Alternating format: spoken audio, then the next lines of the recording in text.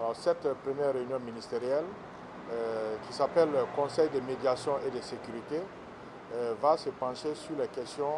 politiques, sécuritaires et humanitaires de la région ouest africaine, donc faire le point de la situation au Mali notamment, l'évolution de la situation politique en Guinée-Bissau, en Gambie, mais surtout faire le point des élections qui ont eu lieu cette année dans l'espace CEDEAO et surtout depuis la tenue du dernier conseil de médiation et de sécurité à Niamey en septembre dernier.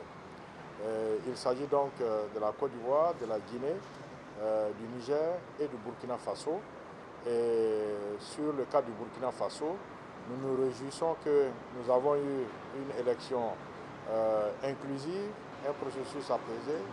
et nous avons eu également des élections démocratiques et qui ont été acceptées par tous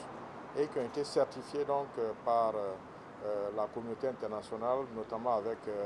tous les observateurs qui étaient ici. Et ça, c'était un bon point pour le Burkina Faso. Et en plus de cela, comme vous avez tous noté, que le président du Faso a mis un accent particulier sur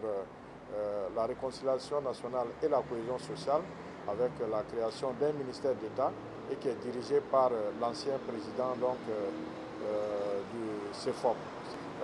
De ce côté-là, je pense que le Burkina Faso va être à l'aise donc, dans les débats. Nous allons insister sur la question humanitaire